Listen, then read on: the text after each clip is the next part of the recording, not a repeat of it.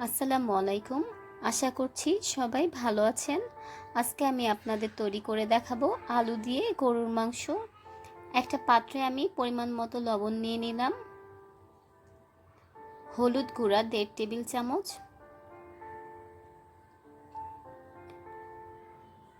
মরিচের গুঁড়া 1.5 টেবিল চামচ, জিরার গুঁড়া 1 চা চামচ, রসুন বাটা 2 টেবিল চামচ,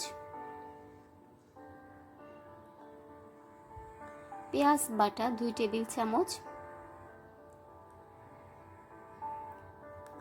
আদা বাটা 2 টেবিল চামচ,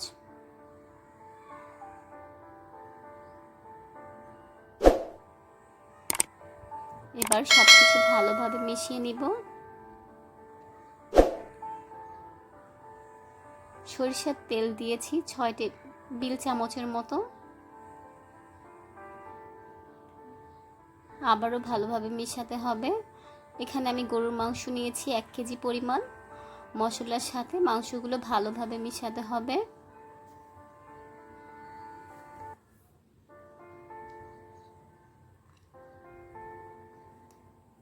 আমি মাংসগুলো ম্যারিনেট করে রাখবো 1 ঘন্টা। একটা পাত্রে আমি তেল নিয়ে নিলাম 5 টেবিল চামচের মতো। পেঁয়াজ নিয়েছি 1/4 কাপ পরিমাণ। এবার পেঁয়াজগুলো আমি কিছুক্ষণ ভেজে নিব। এলাচ দিচ্ছি 4টি, লবঙ্গ 8 থেকে 10টি, তেজপাতা 3টি, 2টা দারচিনি দিয়ে আমি কিছুক্ষণ ভেজে নিব।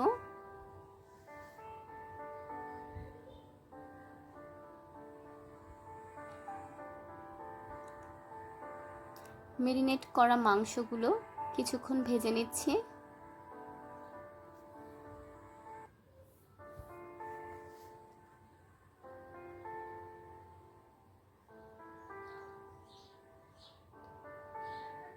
ঢাকনা দিয়ে এখন রান্না করব।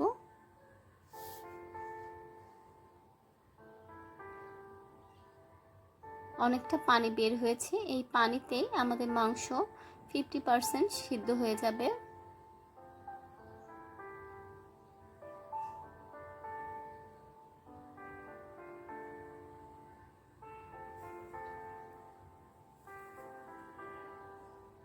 মাংসগুলো ভালোভাবে কষাতে হবে।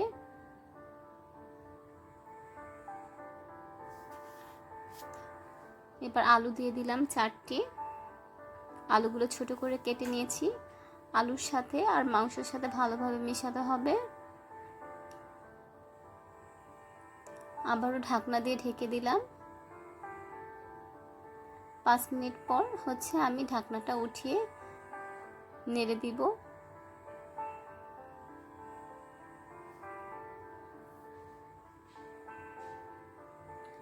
গরম পানি দিয়ে দিচ্ছি 3 কাপের মতো।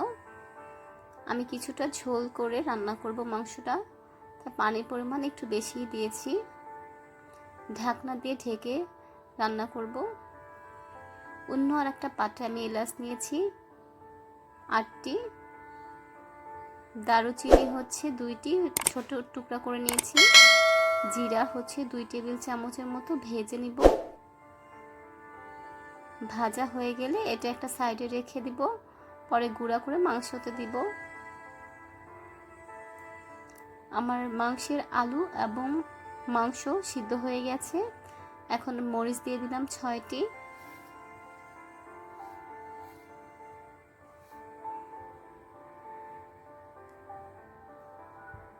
গরম মশলার গুঁড়া দিয়ে দিব 2 টেবিল চামচের মতো।